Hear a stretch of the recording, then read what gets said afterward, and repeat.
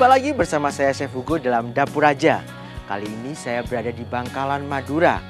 Di belakang saya saat ini adalah makam agung Raja-Raja Bangkalan Madura yang dikenal dengan dinasti Cakraningrat yang berdiri sejak tahun 1500-an seiring dengan meluasnya agama Islam di tanah Jawa.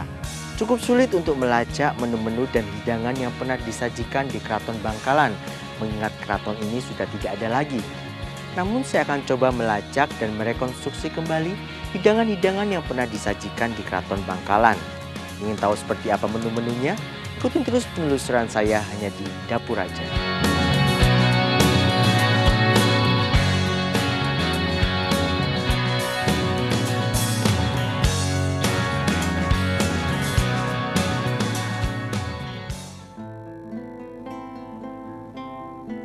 Sejarah Bangkalan sebenarnya bukan saja berasal dari abad ke-15 Masehi. Catatan Belanda saja menuliskan keturunan Raja Madura berhubungan dengan Kerajaan Majapahit yang didirikan sejak abad ke-12 Masehi. Pantas saja seni ukir dan hiasan ornamen yang ada di situs nisan-nisan kubur air mata Ibu Bangkalan mirip dengan seni ukir Majapahit. Indah-indah ya?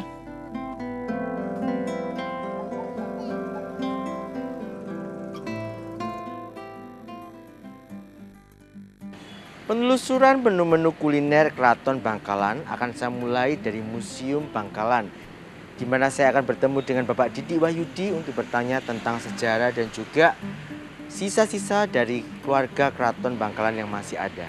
Dan juga adakah kemungkinan untuk memperoleh informasi tentang menu-menu yang bisa kita hidangkan nanti dari Keraton Bangkalan. Yuk kita langsung ke dalam.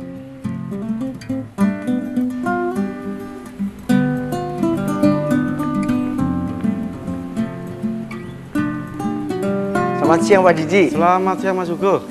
Kekuasaan dinasti Cakraningrat meliputi daerah Madura Barat, Lamongan dan Surabaya. Namun seiring perebutan kekuasaan dan wilayah yang silih berganti, kerajaan Cakraningrat akhirnya menjadi raja bawahan kerajaan Mataram Islam di bawah Sultan Agung. Lepas dari Mataram, kerajaan Cakraningrat berubah menjadi kesultanan. Tapi akhirnya dikuasai Belanda dan akhirnya dihapus keberadaannya pada awal abad ke-19. Nah, Pak Didi, ada nggak peninggalan-peninggalan dari keluarga yang ada hubungannya dengan kuliner keraton begitu? Saya lalu diajak Pak Didik melihat artefak memasak peninggalan Keraton Bangkalan. Tomang kene itu kecil, tomang itu adalah tempat memasak yang dari tanah. Dulu orang masak itu pakai ini, terus oblukan, dikasih air, beras dimasukkan, ditutup ini. Kuliner Keraton Bangkalan, kira-kira masih nggak ada orang yang bisa memberikan informasi tentang resep-resepnya? Selain sejarah dan budaya Keraton Bangkalan, informasi yang terpenting saya dapat dari Pak Didi adalah nomor kontak salah seorang keturunan dari Sultan Cakraningrat II, Sultan Raden Abdul Qadir. Dan saya bergegas untuk menemui Pak Hamid ini. Assalamualaikum. Waalaikumsalam warahmatullahi wabarakatuh. Mari, Chef Hugo. Iya. Ada sesuatu yang bisa saya bantu? Apakah Chef Hugo perkenankan belajar tentang menu-menu tersebut? Sungguh senang dan lega rasanya. Kenapa Abdul Hamid Mustari mau menerima dan bahkan bersedia menemani saya untuk belajar mempelajari cita rasa khas Bangkalan. Sebagai simbol, saya diberikan Pak Hamid ikat kepala khas Bangkalan yang bernama tongkos. Wah, senangnya. Kami pun berjanji untuk berkeliling Bangkalan besok pagi untuk belajar mengenai dasar-dasar dari cita rasa orang Bangkalan. Kota Bangkalan dikenal sebagai daerah pesisir yang masyarakatnya hidup dari hasil laut. Pagi ini, saya akan melihat pembuatan bumbu dasar yang khas dan disukai di seluruh Nusantara, yaitu terasi. Terasi terbuat dari rebon atau udang kecil yang ditumbuk halus hingga menjadi adonan. Adonan ini dibentuk menjadi bulatan yang lalu dijemur kering. Bau yang khas dan rasanya yang gurih membuatnya terasi digemari oleh masyarakat. Mirsa, inilah resep rahasia asli Indonesia. Bangkalan sendiri adalah daerah kering dan tidak banyak menghasilkan sayuran. Ini bisa dilihat dari makanan khas tradisional yang disebut nasi serpang. Namanya? Hanya ada ikan dan daging serta sambal saja dalam nasi ini. Pedas dan gurih rasanya. Wah, sangat khas pesisir sekali ya. Usai mencicipi, akhirnya saya ditemani Pak Hamid beserta istri dan anaknya. Pak Hamid memberikan daftar menu Keraton Bangkalan yang terdiri dari soto merah, denggersek, blincong, dan minumannya adalah bumasa. Wah, unik-unik ya namanya. Jangan kemana-mana ya pemirsa. Setelah jeda berikut ini, saya akan mulai memasak makanan Keraton Bangkalan loh.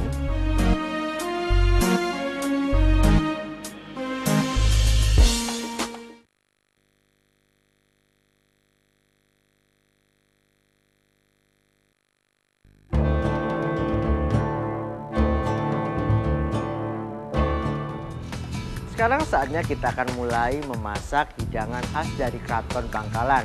Saat ini saya berada di Hotel Ningrat yang merupakan rumah tinggal dari Pangeran Sasra dan juga merupakan keturunan dari Raja-Raja Bangkalan. Saat ini saya akan ditemani dengan dua orang. Yang pertama adalah Raden Ayu Dewi Fatima yang merupakan istri dari Raden Panji Abdul Hamid Mustari ya, dan juga merupakan keturunan ketujuh dari Raja Bangkalan. Dan sebelah kiri saya, kanan saya ada Ibu Sri yang juga akan membantu saya memasak. Oke, kita langsung aja ya Bu ya. Yang pertama kita akan buat apa nih? Topak lade ya. Nah, bumbunya ada apa ini? Ketumbar, sangrai, kemudian ada jinten ya, kemiri disangrai juga. Ini kelapa yang kita sangrai dengan kunyit ya. Kemudian ada laos, jahe, kunyit, bawang putih, merica, serai, daun jeruk, dan cabai merah. Bahan utamanya adalah jeroan sapi, juga nanti ada potongan labu siam, dan dihidangkan dengan lontong ya. Menunya sangat menarik dan enak sekali dan merupakan ciri khas dari keluarga Keraton Bangkalan. Kita langsung aja haluskan bumbunya ya. Apa aja ini Bu? Boleh dibantu haluskan. Cabai,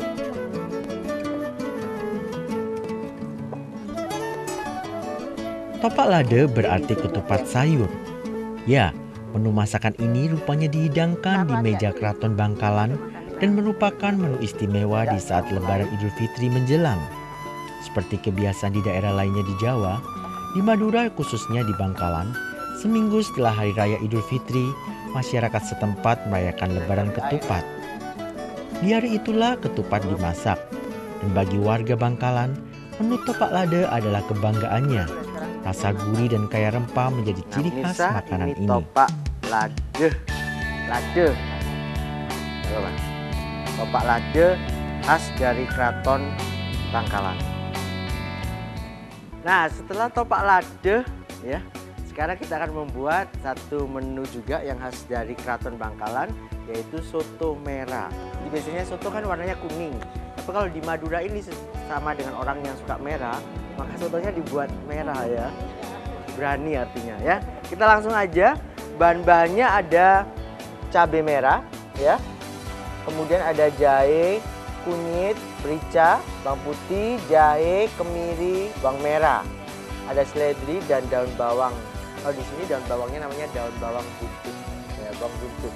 Jadi kita akan haluskan dulu bumbu-bumbu halusnya. Madura adalah daerah yang banyak memiliki dan mengekspor menu soto ke daerah lain di Indonesia. Ini bumbunya udah halus. Madura terkenal di daerah lainnya, masuk di ibu kota Jakarta. Soto merah adalah menu yang unik khas dari keluarga Keraton Bangkalan. Jika umumnya soto Madura berkuah dengan warna kuning santan, maka soto merah adalah soto dengan kuah berwarna merah muda beri bumbu ulekan cabai merah. Dan di mangkok sotonya kita akan beri suun ya. Kemudian kita taburi bawang dan juga seledri. Yuk, silakan.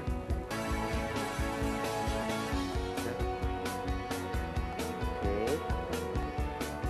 Diberi apa? Kentang goreng. Nah, pemirsa, soto merah khas Keraton Bangkalan sudah selesai.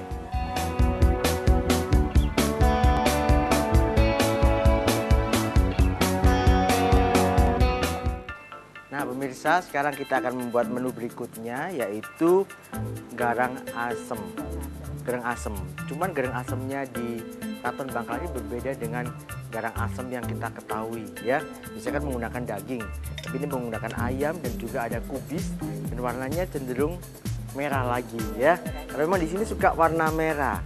Nah bumbu-bumbunya yang digunakan adalah bawang buntut dulu ini. Iya, digoreng. Oh, bawang buntut ya, daun bawang kita iris-iris, kemudian kita tumis dengan daun bawang lain. Iya, sama. Oh sama, ini nanti putihnya, belakang. ini hijaunya ya. Belakangan. Nah di sini ada bumbu yang dihaluskan, yaitu ada cabai merah, ketumbar ya, laos, kunyit, kemiri, bawang merah, bawang putih. Nanti kita beri sedikit asam dan terasi yang khas Madura yang kita sudah lihat tadi ya. Oke, kita langsung aja kita buat bumbu halusnya ya. Nah, setelah bumbunya halus, kita masukkan tumisan daun bawang buntut dan juga ya, minyak tadi yang sudah kita panaskan. Ya, oke. Masakan menu garang asem ayam dari Kraton Bangkalan kembali menunjukkan kepada kita bahwa Bangkalan dan Madura adalah daerah dengan hasil sayur mayur yang rendah. Hanya kol saja yang dipakai sebagai pelengkap sayuran menu ini. Kita masukkan Tapi hasil masakan membuat rasa kol ini begitu empuk dan menyegarkan. Di daerah lain, garang asem umumnya memakai bahan gaji atau lemak daging agak sapi, layu. dan asemnya memakai buah belimbing sayur. Di Madura, resepnya memakai cuka untuk rasa asam. Menyegarkan. Inilah garang asem khas Kraton Bangkalan.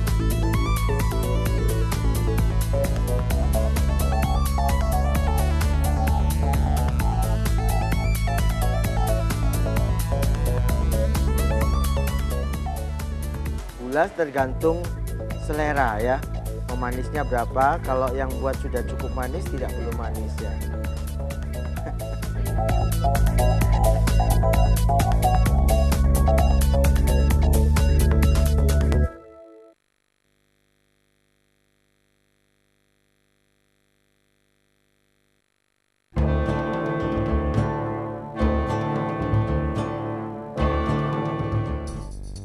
Nah, sekarang kita ke menu berikutnya yaitu cager ya.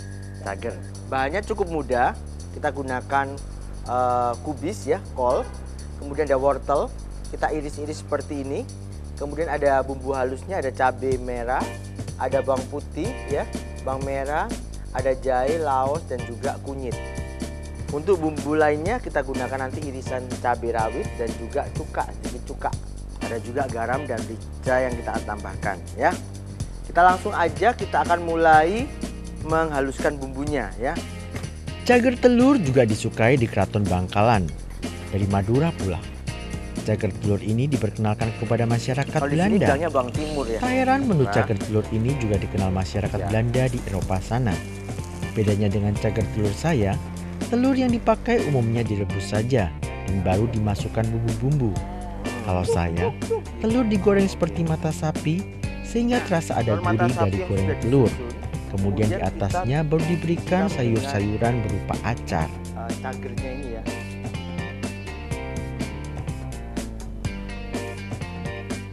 Nah, ini dia cager telur.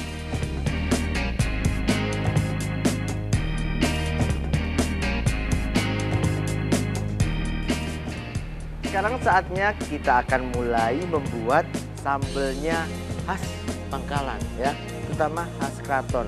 Apa yang membedakan? Yang membedakan adalah terasinya ya. Ingin tahu terasinya Bangkalan itu seperti yang kita lihat tadi? Wah, terasi Bangkalan. Harum ya. Saya sudah punya yang sudah digoreng ya. Sekarang kita akan tumis.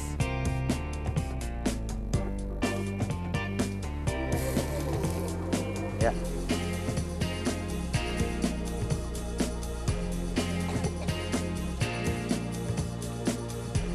Nah, selesai. Enak nggak rasanya? Coba. Enak nggak? Mantap. Ya. Kalau di Eropa ini biasanya untuk butter ya, menyajikan mentega. Kalau di Indonesia buat tempat sambal. Nah, pemirsa, sambal Keraton Bangkalan.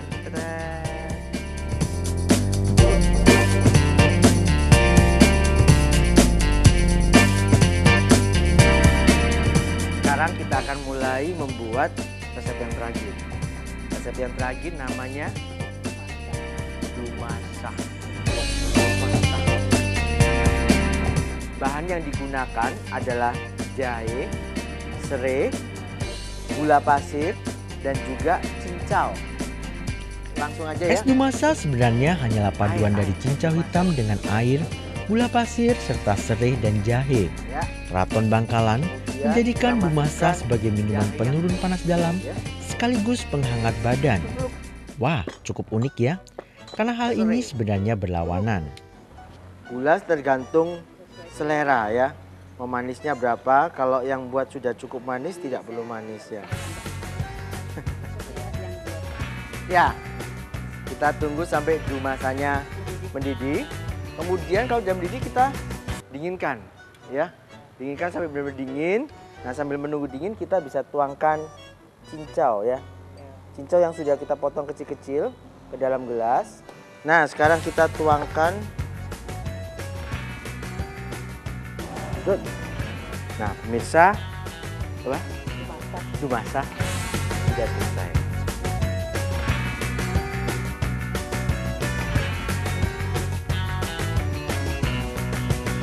Sekarang kita langsung sajikan ke hidangan meja makan. Nanti kita ada bintang tamu yang akan dari keluarga kerajaan juga yang akan mencicipinya.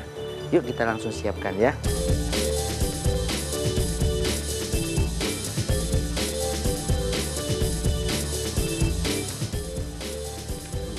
Hebat, ini soto merah ya? Soto merah? Iya, ini soto merah. Soto merah. Sip.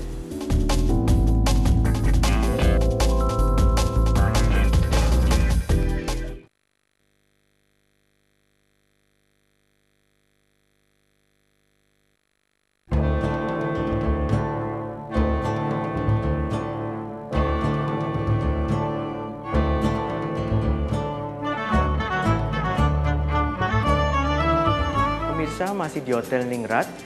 Saat ini Chef Hugo telah menyelesaikan memasak hidangan khas dari Kesultanan Bangkalan. Saat ini Chef Hugo bersama Bapak Raden Panji Abdul Hamid Mustari beserta istri. Beliau adalah keturunan ke-18 dari Penembahan Lemaduwur dan juga generasi ke-6 dari Sultan Raden Abdul Qadir. Silakan dinikmati.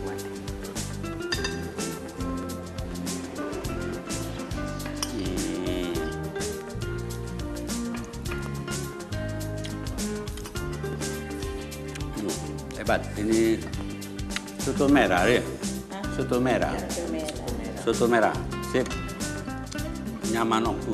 Kelihatannya Pak Hamid dan istrinya cukup senang dengan hasil masakan saya. Saya tidak pakai Kendati bahasa hanya dari memiliki luar waktu Bangkalan. 2 hari untuk belajar bumbu dan Nyaman. resep dari Ibu Fatima, namun hasil Mantap. masakan saya ternyata cukup Ini baik. dimasak. Bagi Pak Hamid dan Bu Fatima sendiri, makan malam di Hotel Ningrat yang dahulunya adalah kediaman Pangeran Sastra membawa kenangan tersendiri Nyaman. bagi mereka. Ya. Kenangan akan rasa masakan keluarga turun-temurun yang diturunkan dari nenek ke anak dan cucunya, rasa masih Ya. terus berlanjut di meja makan ini. Dah.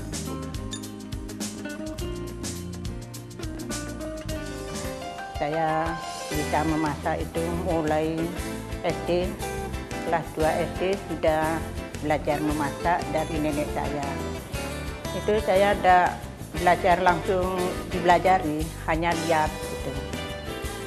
Lihat langsung masuk ke pikiran saya, oh masak ini.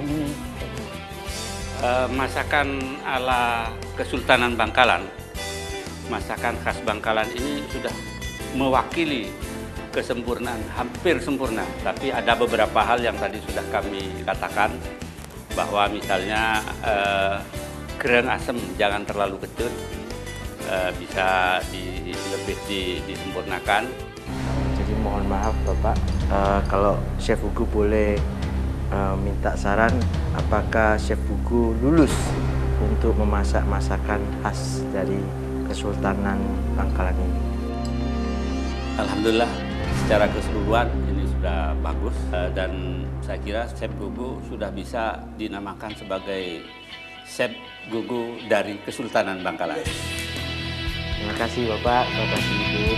Kalau begitu Chef Hugo akan pamit. Nanti Chef Hugo akan beres-beres dulu. Jadi Chef Hugo akan kembali melanjutkan penelusuran di Dapur Raja ini. Sekali lagi Chef Hugo mohon pamit. Permisi.